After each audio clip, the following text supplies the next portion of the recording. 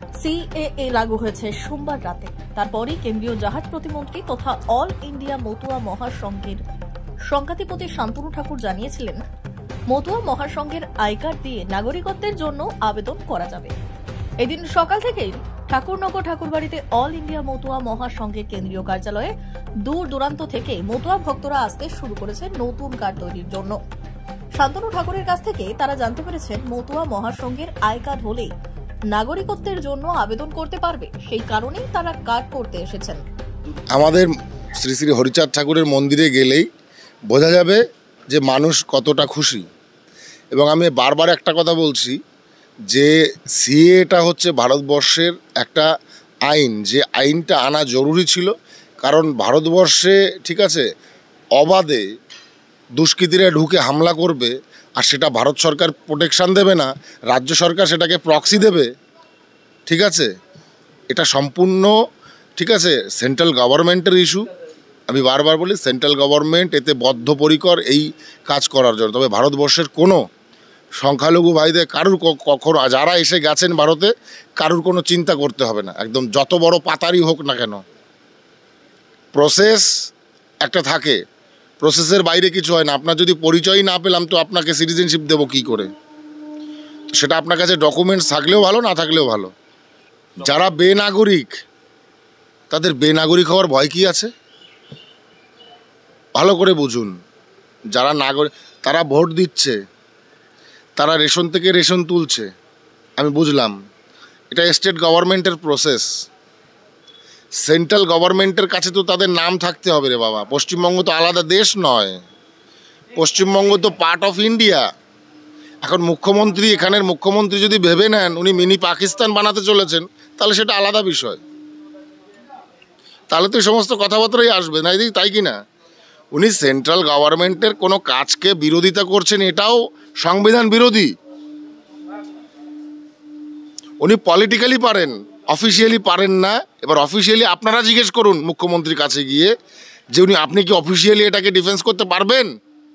তা বহু লড়াই করেছে তো মুকুটমণি আমাদের সঙ্গে। সিএর জন্য আমার সঙ্গে মুকুটমণির যে ভাগিদারি ছিল সেটা তো ভুলতে পারবে না। এখনও তো চিত্রপটে আঁকা সেটা ফেসবুকে, সেটা তো নতুন কিছু নয়। তাহলে মতুয়াদের বিরোধিতা করবে কেন? ও যে কারণে গেছে, আমি ব্যক্তিগত ইস্যুতে যাব না। ও যে কারণে গেছে সে কারণে, ও কী কারণে গেছে সেটা আপনারা বুঝতে পারছেন। আমি ব্যক্তিগত ইস্যুতে যাব না, কিন্তু সমষ্টিগত ইস্যুতে মুকুটমণি অধিকারী কি করে ডিনাই করবেন? কারণ সে তো আমার লড়াইয়ের একজন সঙ্গী ছিল।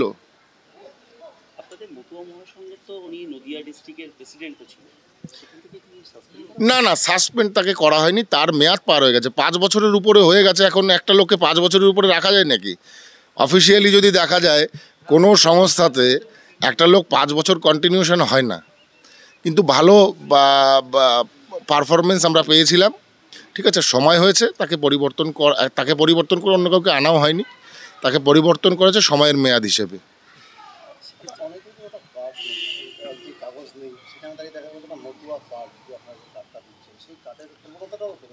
হ্যাঁ, প্রবণতা বাড়াটা বড় কথা নয়। আমি তো বলে দিয়েছি, গ্যারান্টি দিয়ে বলছি আবারও, কোনো ডকুমেন্টস আমার মতুয়া ভাই বোনেদের লাগবে না।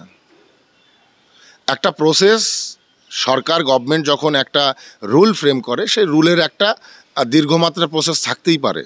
তার মানে এই নয় যে সেখানে ম্যান্ডেটরি যে আমাকে ডকুমেন্টস দিতেই হবে।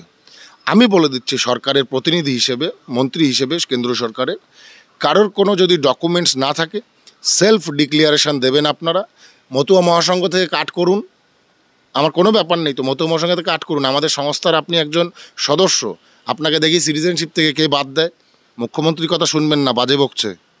আমি কার্ড বলে পারমিশনও করতে আইছি, বুঝছেন? এখানে আসে আবার আরেকটা খবর শুনলাম, এখানে আবার কি হবে সেই খবরটা একটু শুনলাম। তো সিএর জন্য তো সবাই খুশি আছে, খুশি না পারে তাই বলো।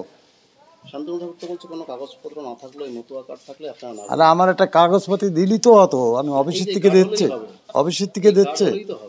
হ্যাঁ, বলছে যে কোনো কাগজ ছাড়াও শুধু এই কার্ডটা থাকলে আপনি নাগরিক। আমার সব আছে। কতটা খুশি আপনারা? খুশি হব না ভালো করতে, খুশি সব আমরা ঠাকুর। হ্যাঁ, আমার নাম সুদাস বিশ্বাস। এসছি, নাহলে এখানে কি করতে আসবো? এটাই তো আমাদের ধর্ম, আমরা এটাইতেই নিয়ে থাকি সব সময়। হ্যাঁ, মটুয়া কার্ড দেওয়া হচ্ছে, এখানে এসছি কার্ডটা নিতে। শান্তনু ঠাকুরকে দর্শন করলাম, ওনারও কথা শুনলাম। শান্তনু ঠাকুর বলছে তো যে যাদের এই মতুয়া কার্ড থাকবে তাদের কোনো কাগজপত্র না থাকলেও তারা নাগরিক হবে। আচ্ছা, তাহলে তো আরো খুশি। কি নাম আপনার? আমার ভগবতী বিশ্বাস। আমি অনেক দূর থেকে এসেছি, পাকড়গাছি, ভীমপুরের লাইনে, ওই দিকটাই মাঝদিয়ার লাইনে।